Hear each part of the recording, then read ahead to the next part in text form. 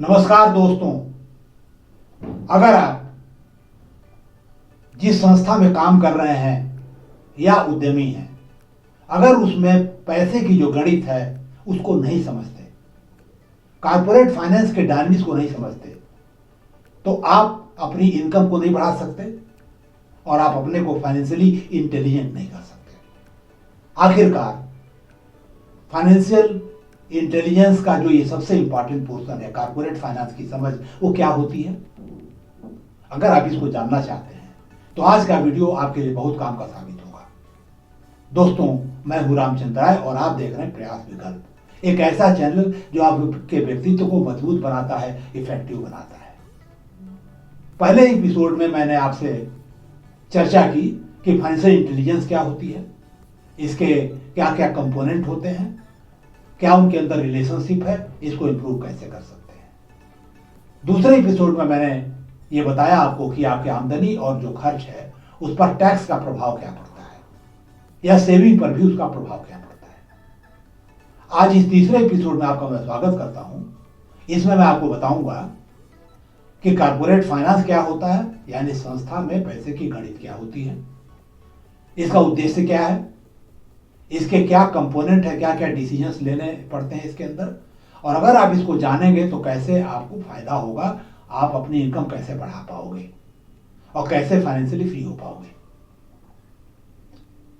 दोस्तों, इसलिए मैं आपसे अनुरोध करूंगा कि इस वीडियो को अंत तक देखिए, और अगर ये वीडियो आपको अच्छा लगे तो अपने दोस्तों के साथ शेयर करिए और हमारे इस चैनल को सब्सक्राइब करिए।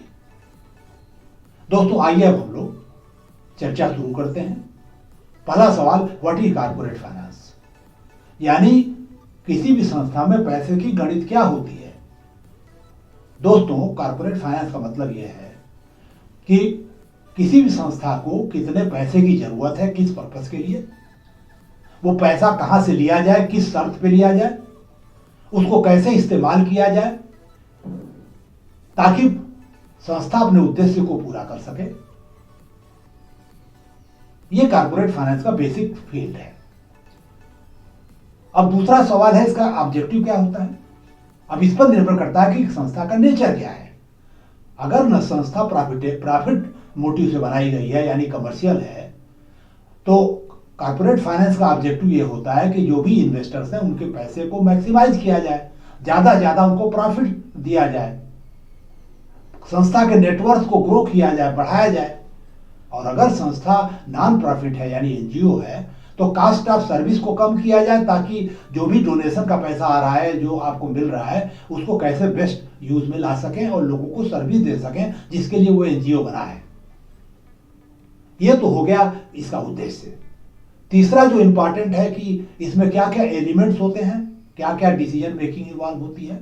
जैसा कि हमने बताया कॉर्पोरेट फाइनेंस के बारे में कि पहला सवाल ये उठता है कि हमको कितना पैसा चाहिए।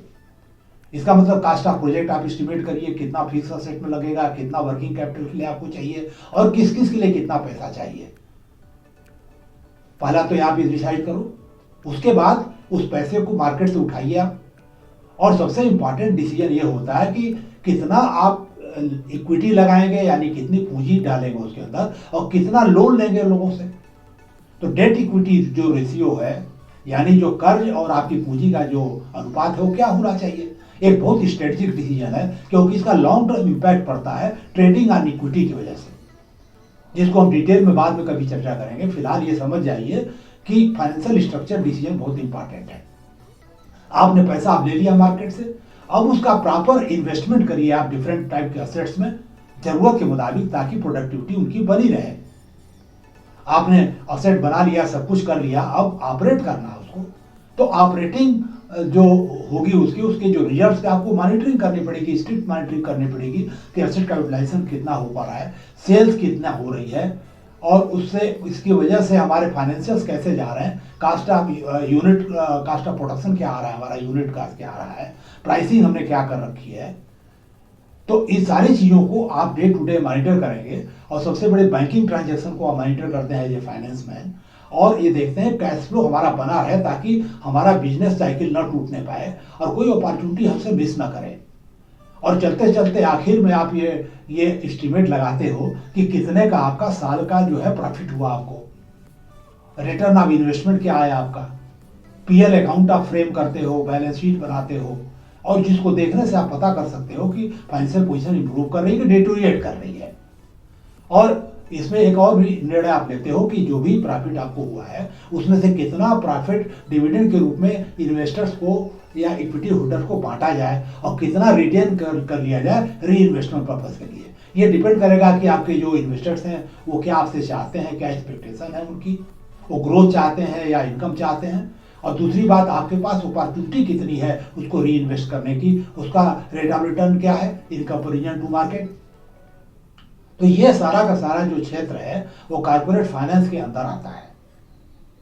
अब आपके अंदर एक सवाल नेचुरल रूप से उठेगा, जो मैंने पहले कहा कि फायदा क्या आपको मिलेगा इसका अगर आप इसको समझते हैं तो। दोस्तों, सबसे बड़ी बात यह है कि अगर आप इस डायनेमिक्स को समझते हैं कि संस्था पैसा कहाँ से लाती है, कैसे यूज करती है, कैसे मॉनिटर कर रही है, क्या उसका फाइनेंशियल ऑब्जेक्टिव है, तो जो भी आप रोल प्ले कर रहे हैं, जो भी जॉब होल्डर आप हैं, जो भी जॉब कर रहे हैं, उसको उससे कोरिलेट कर पाएंगे अपने रोल को कि कैसे हम उस प्रॉफिट को मैक्सिमाइजेशन में या कॉस्ट के रिडक्शन में अपना योगदान दे सकते हैं। और अगर आप योगदान दोगे तो निश्चित रूप से संस्था के नज़र में आपकी वैल्यू बढ़ेगी। उदाहरण के तौर पे मान लीजिए कि आप टेक्निकल आदमी हैं, इंजीनियर हैं, आपको रिपेयर का जिम्मा दिया गया है, मशीन ब्रेकडाउन नहीं होनी चाहिए, रिपेयर करिए टाइम से, तो आप ये समझोगे कि असेट यूटिलाइजेशन तभी बेहतर हो पाएगा जब असेट का डाउन टाइम कम होगा, यानी ब्रेकडाउन टाइम कम होगा। तो आप जल्दी से जल्दी क्विकली क्वालिटी रिपेयर करोगे, अच्छा रिपेयर करोगे, ताकि बार बार ब्रेकडाउन ना हो और असेट यूज के लिए उपलब्ध रहे, ताकि एसेट यूटिलाइजेशन बेहतर हो, प्रोडक्टिविटी बेहतर हो उसकी, और उसकी वजह से प्रॉफिटेबिलिटी बेहतर होगी आपकी। मान लीजिए कि आप मार्केटिंग में हैं, तो मार्केटिंग में रहते हुए आप इसको रियलाइज करोगे कि कस्टमर के को जो भी हम सर्विस या प्रोडक्ट दे रहे हैं वो उनके लिए कहाँ तक सुटेबल है, क्या उनकी ज़रूरतें हैं, उसको हम कहाँ तक पूरा कर पा रहे हैं, प्राइसिंग जो है हमारी सुटेबल है या नहीं है, सर्विसेज आपकी बेटर है कि नहीं है। निश्चित रूप से अगर आप इस चीज़ को समझ के काम करोगे तो सेल बढ़ेगी आपकी, और अगर सेल आप बढ़ा पाते हो तो निश्चित रूप से एसेट यूटिलाइजेशन बेहतर होगा, मार्जिन आपकी इंप्रूव करेगी, और निश्चित रूप से आपका ओवरऑल प्रॉफिटेबिलिटी इंप्रूव करेगी।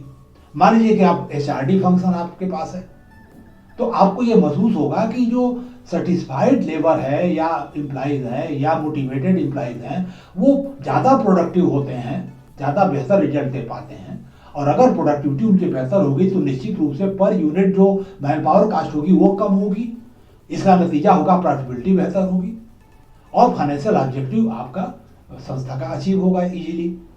तो अगर आप इसी तरीके से कोई भी फंक्शन आपने लिए आपको रिलेट कर पाओगे, और अगर आप ऐसा कर पाते हो तो आप बेहतर रिजल्ट दोगे, आपके बिहेवियर में पॉजिटिव चेंज आएगा, और इसको कंपनी का मैनेजमेंट रियलाइज करेगा, रिकॉग्नाइज करेगा, आपकी सैलरी बढ़ाएगा, आपको जल्दी प्रमोशन दे सकता है, एनुअल बोनस आपका बढ़ा देगा। और अगर आप उद्यमी हैं तो निश्चित रूप से आपको आपका प्रॉफिट बढ़ेगा, आपका कैपिटल एप्रिसिएशन होगा। तो कुल मिला जुला के आपकी इनकम जो भी हो रही है उस संस्था से, चाहे एज ए ओनर हो आप, चाहे आप एम्प्लॉई हो, वो बेहतर होगी, वो बढ़ेगी। एक बात मैं यहाँ और कहना चाहूँगा कि अगर मान लीजिए कि आप एक इन्वेस्टर हैं, एज ए इंडिविजुअल आप इन्वेस्ट करना चाहते हैं, तो आप एक प्रूडेंट इन्वेस्टर बन सकते हैं, क्योंकि आप जिस संस्था में पैसा लगाने जा रहे हैं, इन्वेस्ट करने जा रहे हैं, उसकी डायनेमिक तो समझ पाएंगे कि वो पैसे का उपयोग कैसे कर रही है, प्रॉफिटेबल है या नहीं है, हमारे पैसे को कितना बढ़ा पाएगी। तो आप एक प्रूडेंट इन्वेस्टर बनेंगे और आपका इन्वेस्टमेंट बहुत जल्दी ग्रो करेगा और धीरे धीरे आपका कॉर्पस बढ़ेगा और निश्चित रूप से आप फाइनेंशियल फ्रीडम की तरफ बहुत तेजी से बढ़ेंगे। इसलिए दोस्तों ये बहुत जरूरी है कि आपको कॉर्पोरेट फाइनेंस के डायनेमिक्स को समझना चाहिए, संस्था के अंदर जो पैसे की गणित है उसको अच्छी तरह समझना चाहिए। ये बहुत ही शॉर्ट वीडियो मैंने बनाया है, इस विषय पर डिटेल में चर्चा की जा सकती है। फिलहाल मैं अपनी यहाँ पे बात समाप्त करना चाहूँगा।